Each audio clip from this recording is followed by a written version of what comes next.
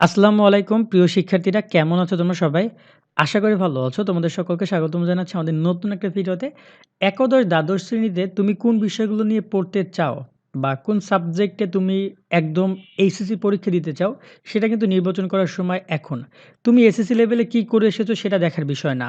কিন্তু তুমি এইচএসসি লেভেলে যে সাবজেক্টগুলো চয়েস করবা, সেটার উপর নির্ভর করে কিন্তু বিশ্ববিদ্যালয়ে ভর্তি পরীক্ষায় গুরুত্বপূর্ণ একটা প্রভাব থাকবে। এখানে তোমার 4th সাবজেক্ট এবং মেইন সাবজেক্ট অনেক ইম্পোর্টেন্ট থাকবে। কারণ অল্পের জন্য অনেকে কিন্তু ঝামেলার মধ্যে পড়ে যায়। বিশেষ করে যদি একটু বলি, অনেকে মেডিকেল সেক্টরে যেতে চায়। তারা দেখা যায় যে উচ্চতর গণিতকে তারা মেইন সাবজেক্ট নিয়ে নেয়। অনেকে আবার চায় বুয়েটে পড়াশোনা করতে, ইঞ্জিনিয়ারিং নিয়ে পড়াশোনা করতে। সো তারা আবার দেখা গেল জীববিজ্ঞান মেইন সাবজেক্ট নেয়। একটু সাবজেক্টের জন্য একটু হলেও তুমি অ্যাডভান্টেজ যদি পাও, সেটা আমি মনে করি তুমি পাবা। সো সর্বোপরি সাবজেক্ট চয়েস খুবই গুরুত্বপূর্ণ একটা বিষয়। তাই সম্পূর্ণ ভিডিওটি দেখবা। আর বিজ্ঞান বিভাগ নিয়ে কথা বলবো এখানে। মানবিক নিয়ে ইতিমধ্যে ভিডিও করা আছে। আর কমার্স নিয়ে ভিডিও আমরা করব। সবগুলো ভিডিও ডিসক্রিপশনে লিঙ্ক পেয়ে যাবা বা তোমরা আমাদের ভিডিও লিস্ট চেক করলে সেখানেও পেয়ে যাবা। সো চলো আগে এই বিষয়গুলো একটু ক্লিয়ার করে দেই। বিজ্ঞান বিভাগ নিয়ে কথা বলবো। সম্পূর্ণ ভিডিও দেখবা। আমি মনে করি ভিডিওটির মাধ্যমে তোমরা বিন্দুমাত্র হলেও উপকৃত হবা। এসএসসি লেভেলে কি করেছো সেটা বিষয় না। একটা বিষয় তোমাদেরকে বলি, দেখো এসএসসি লেভেলে তোমরা রসায়ন পড়েছো, পদার্থবিজ্ঞান পড়েছো, একটা বই পড়েছো ২ বছর। কিন্তু এখানে ২ টা বই কিন্তু তোমাকে পড়তে হবে ২ বছর। অর্থাৎ তোমাকে টোটাল ৩ টা সাবজেক্টে ৬ টা বই, ৪ টা সাবজেক্টের ৮ টা বই তোমাকে পড়তে হবে। সো এখানে যেমন সাবজেক্ট বেশি, সময় কিন্তু কম। সো বুঝে শুনে দেন ডিসিশন নিতে হবে।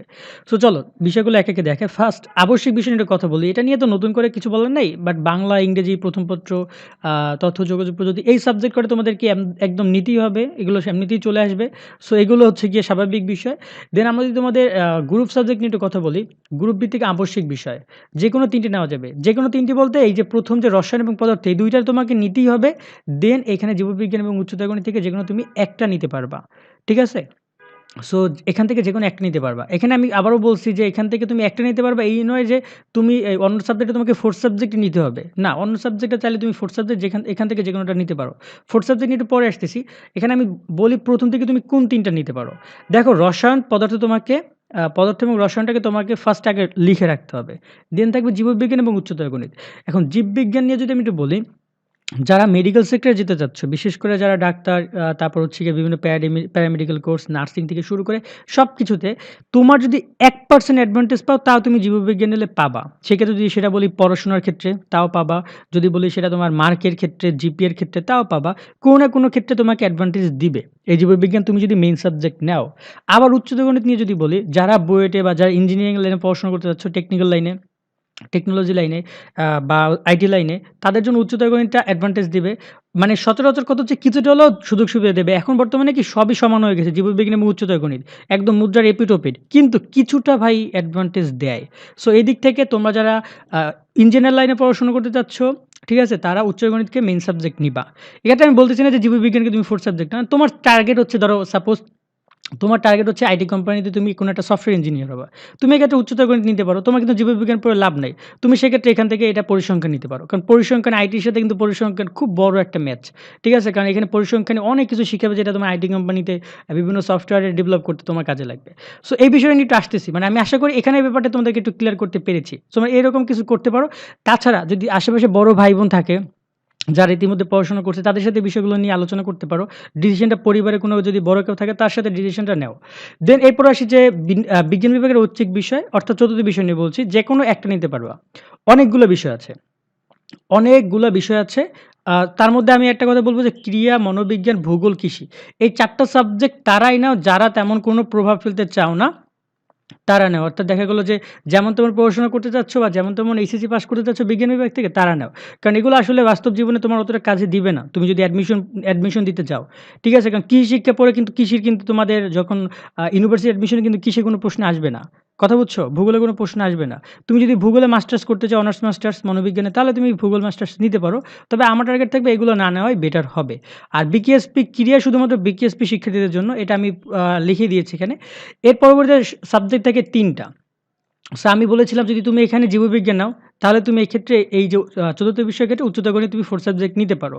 দেখা গেল ২ টাই তোমার রয়ে গেল, তুমি যেকোনো জায়গায় মুভ করতে পারবা ইউনিভার্সিটির অ্যাডমিশন বা ইউনিভার্সিটি যখন পড়াশোনা করবা তখন। আবার তুমি যদি এখানে উচ্চতর গণিত নাও, তাহলে এখানে জীববিজ্ঞানে তুমি যেকোনো জায়গায় মুভ করতে পারবা।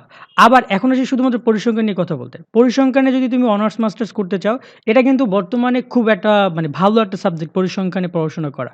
সো এক্ষেত্রে তুমি পরিসংখ্যান নিতে পারো এবং পরিসংখ্যান আমি মনে করি যে পরিসংখ্যান ভালো একটা সাবজেক্ট, এখানে প্রচুর ম্যাথ আছে। তুমি যদি ৩ টা ৪ টা অধ্যায় ভালোভাবে কমপ্লিট করতে পারো, তাহলে তুমি খুব সহজেই ভালো রেজাল্ট করতে পারবা। কারণ আমরা মার্কেটিংয়ে পড়াশোনা করছি, আমাদের পরিসংখ্যান বইটা ছিল।